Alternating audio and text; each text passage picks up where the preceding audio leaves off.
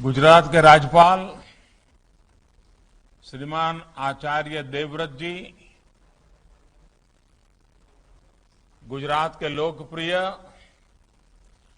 मृदु एवं मक्कम मुख्यमंत्री श्री भूपेंद्र भाई पटेल, गुजरात सरकार के मंत्रीगण, उपस्थित सांसद और विधायकगण, सूरत के मेयर और जिला परिषद के अध्यक्ष, सभी सरपंचगण, कृषि क्षेत्र के सभी विशेषज्ञ साथी और भारतीय जनता पार्टी गुजरात प्रदेश के अध्यक्ष श्रीमान CR पाटिल और सारे मेरे प्यारे किसान भाइयों और बहनों, कुछ महीने पहले ही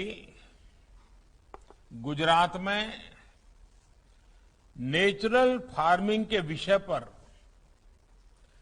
नेशनल कॉन्क्लेव का आयोजन हुआ था। इस आयोजन में पूरे देश के किसान जुड़े थे। प्राकृतिक खेती को लेकर देश में कितना बड़ा अभियान चल रहा है, इसकी झलक उसमें दिखी थी। आज एक बार फिर सूरत में ये महत्वपूर्ण कार्यक्रम इस बात का प्रतीक है कि गुजरात किस तरह से देश के अमृत संकल्पों को गति दे रहा है। हर ग्राम पंचायत में 75 किसानों को प्राकृतिक खेती से जोड़ने के मिशन में सूरत की सफलता पूरे देश के लिए एक उदाहरण बनने जा रही है। और इसके लिए અને સુરતના લોકોને વિશેષ અભિનંદન આના માટે, સુરતના ખેડૂતોને અભિનંદન, સરકારના સૌ સાથીઓને અભિનંદન। मैं प्राकृतिक कृषि सम्मेलन के इस अवसर पर इस अभियान से जुड़े हर एक व्यक्ति को, अपने सभी किसान साथियों को अनेक अनेक शुभकामनाएं देता हूं। जिन किसान साथियों को, सरपंच साथियों को आज सम्मानित किया, मैं उन्हें भी हार्दिक बधाई देता हूं। અને ખાસ કરીને ખેડૂતોની સાથે સાથે આ સરપંચોની ભૂમિકા પણ બહુ જ વખાણવા જેવી છે। એમણે આ બીડું ઉઠાવ્યું છે અને એટલા માટે આ બધા સરપંચ ભાઈ બહેનો પણ એટલા જ અભિનંદનના અધિકારી છે। ખેડૂતો તો છે જ। साथियों, आजादी के 75 साल के निमित्त देश ने ऐसे अनेक लक्ष्यों पर काम करना शुरू किया है जो आने वाले समय में बड़े बदलावों का आधार बनेंगे।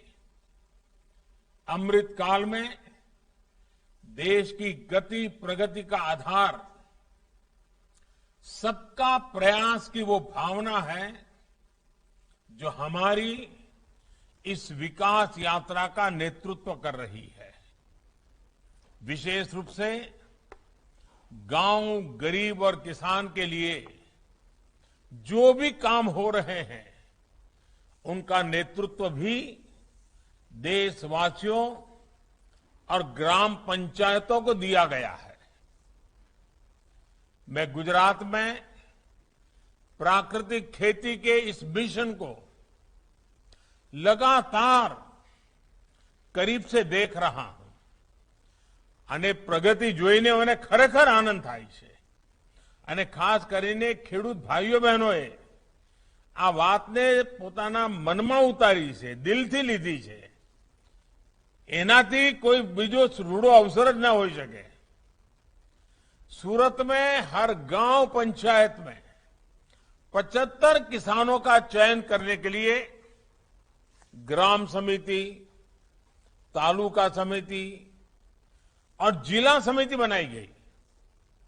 गांव स्तर पर टीमें बनाई गई, टीम लीडर बनाए गए, तालुका पर नोडल ऑफिसर्स की जिम्मेदारी दी गई मुझे बताया गया है कि इस दौरान लगातार ट्रेनिंग प्रोग्राम्स और वर्कशॉप का आयोजन भी किया गया और आज इतने कम समय में 550 से ज्यादा पंचायतों से 40,000 से ज्यादा किसान प्राकृतिक खेती से जुड़ चुके हैं। यानी एक छोटे से इलाके में इतना बड़ा काम, ये बहुत अच्छी शुरुआत है। ये उत्साह जगाने वाली शुरुआत है और इससे हर किसान के दिल में एक भरोसा जगता है। आने वाले समय में आप सभी के प्रयत्नों, आप सभी के अनुभवों से पूरे देश के किसान बहुत कुछ जानेंगे, समझेंगे, सीखेंगे। सूरत से निकला नेचुरल फार्मिंग का मॉडल पूरे हिंदुस्तान का मॉडल भी बन सकता है। भाइयों और बहनों, जब किसी लक्ष्य को प्राप्त करने के लिए देशवासी खुद संकल्पबद्ध हो जाते हैं तो उस लक्ष्य की प्राप्ति में हमें कोई रुकावट नहीं आती है, न हमें कभी थकान महसूस होती है। जब बड़े से बड़ा काम जन भागीदारी ताकत से होता है तो इसकी सफलता खुद देश के लोग सुनिश्चित करते हैं।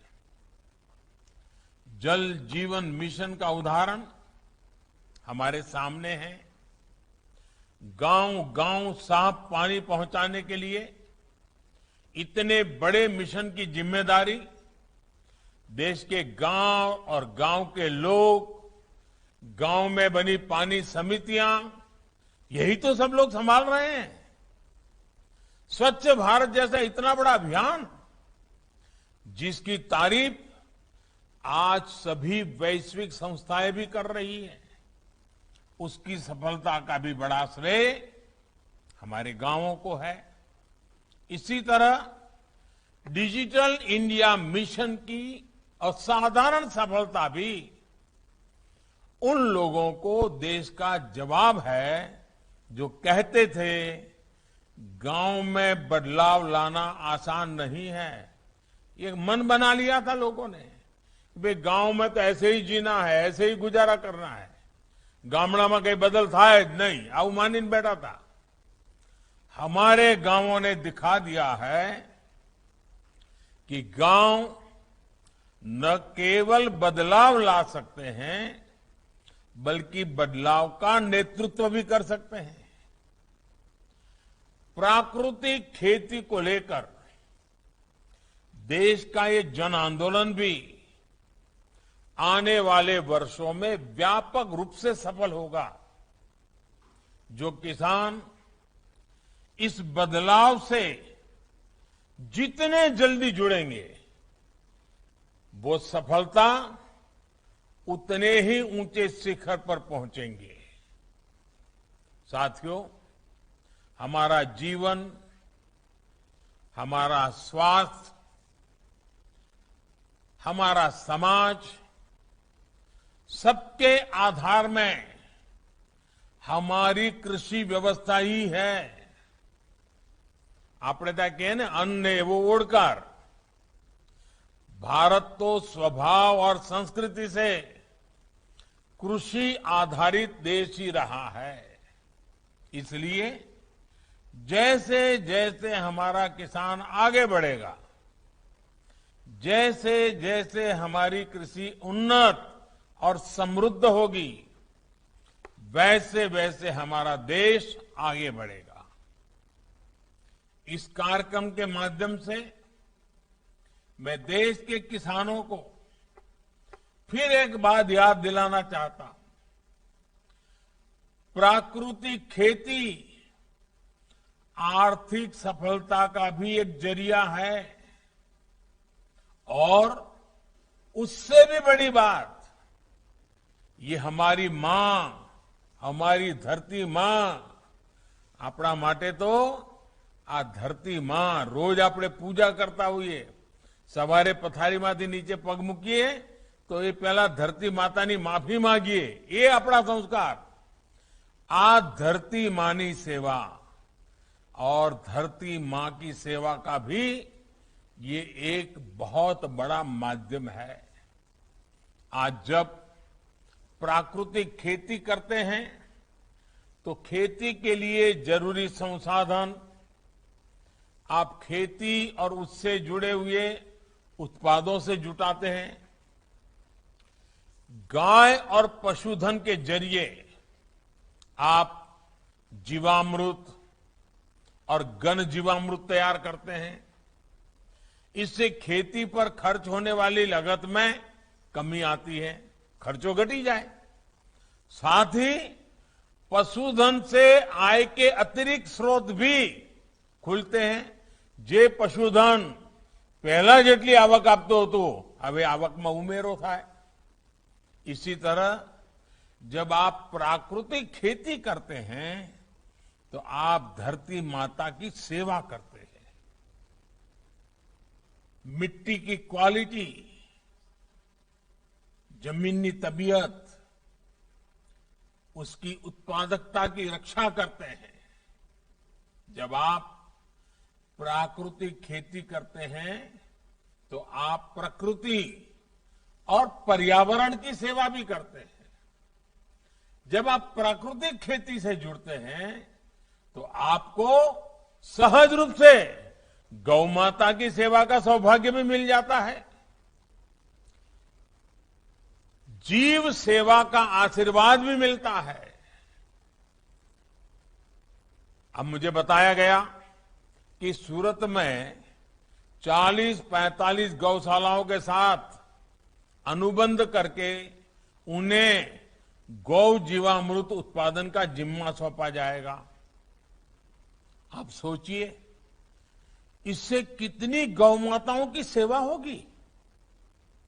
इस सबके साथ ही प्राकृतिक खेती से उपजा अन्न जिन करोड़ों लोगों का पेट भरता है उन्हें कीटनाशकों और केमिकल से होने वाली घातक बीमारियों से भी बचाता है. करोड़ों लोगों को मिलने वाले आरोग्य का ये लाभ અને આપણે ત્યાં તો આરોગ્યનો આહાર સાથે સીધો સંબંધ સ્વીકારવામાં આવેલો છે. તમે કેવા આહાર ઉપર જીવો છો એના ઉપર તમારા શરીરની તબિયતનું બંધન હોય છે. साथियों, जीवन की ये रक्षा भी हमें सेवा और पुण्य के अनगिनत अवसर देती है. इसलिए प्राकृतिक खेती व्यक्तिगत खुशहाली का रास्ता तो खोलती ही है. ये सर्वे भवन्तु सुखिनः, सर्वे सन्तु निरामय इस भावना को भी साकार करती है. साथियों, आज पूरी दुनिया सस्टेनेबल लाइफस्टाइल की बात कर रही है, शुद्ध खान पान की बात कर रही है. एक ऐसा क्षेत्र है जिसमें भारत के पास हजारों सालों का ज्ञान और अनुभव है. हमने सदियों तक इस दिशा में विश्व का नेतृत्व किया है.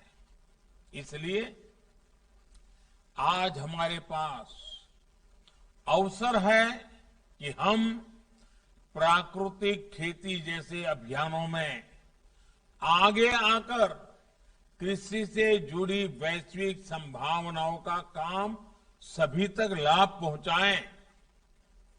देश इस दिशा में पिछले 8 सालों से गंभीरता से काम कर रहा है.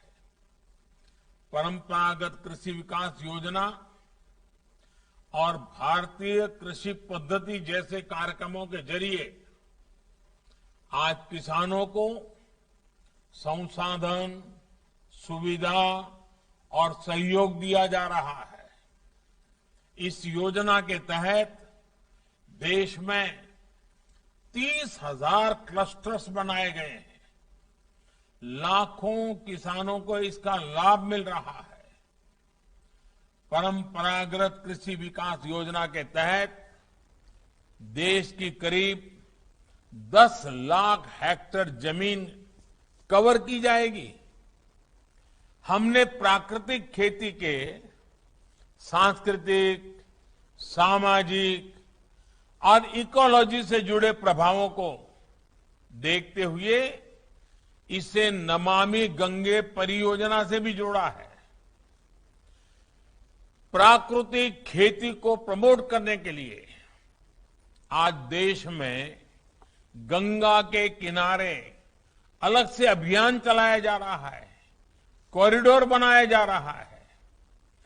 प्राकृतिक खेती की उपज की बाजार में अलग से मांग होती है, उसकी कीमत भी ज्यादा मिलती है। હમણાં હું દાહોદ આવ્યો તો દાહોદ મને બધી અમારી આદિવાસી બહેનો મળી હતી અને એ લોકો પ્રાકૃતિક ખેતી કરે છે. એમણે કહ્યું, સાહેબ અમારો તો મહિના પહેલા ઓર્ડર બુક થઈ જાય છે અને દરરોજ અમારી જે શાકભાજી થાય છે તરત બજારમાં મોંઘા ભાવે અમને વધારે પૈસા મળે છે. જે રીતે ગંગાની આજુબાજુ 5-5 કિલોમીટર પ્રાકૃતિક ખેતીનું અભિયાન ચલાવ્યું છે, જેથી કરીને કેમિકલ નદીમાં ન જાય, પીવામાં પણ કેમિકલ પાણી પેટમાં ન જાય. ભવિષ્યમાં આપણે તાપીના બંને કિનારે, મા નર્મદાના બંને કિનારે આ બધા પ્રયોગો આપણે કરી શકીએ.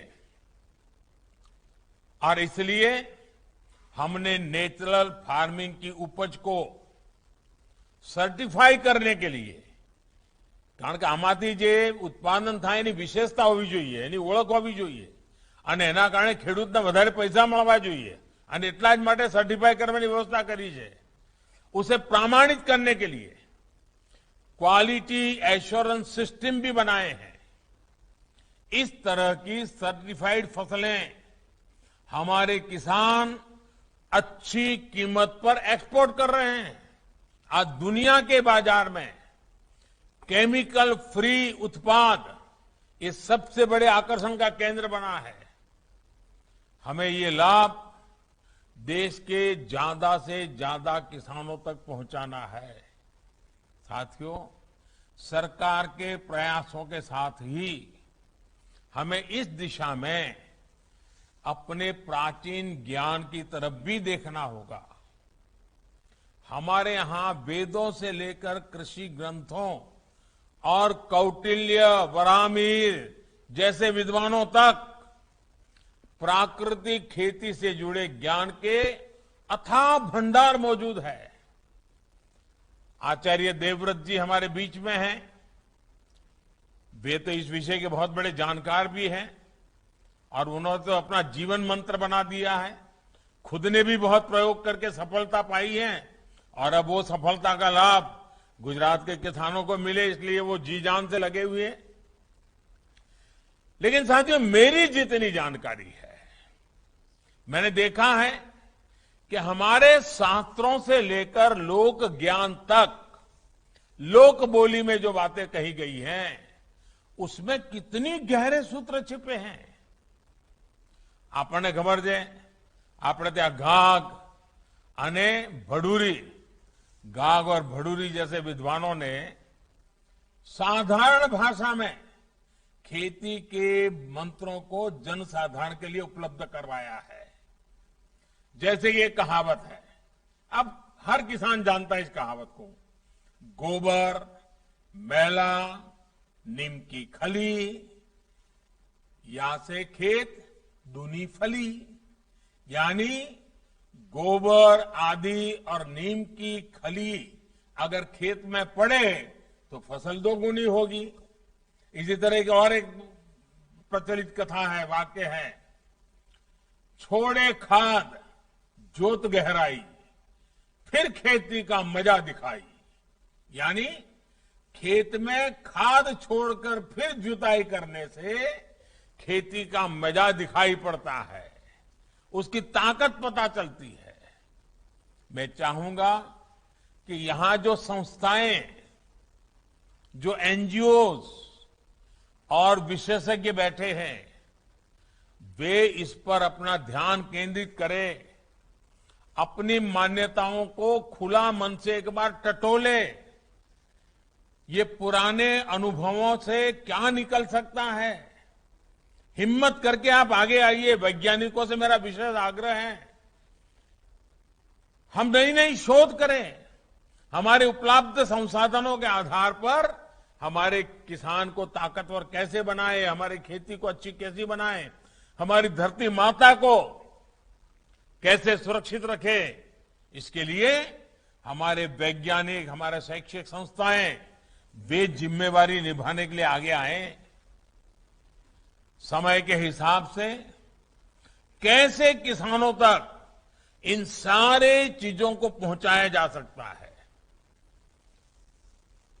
लेबोरेटरी में सिद्ध किया हुआ विज्ञान किसान की भाषा में किसान तक कैसे पहुंचे।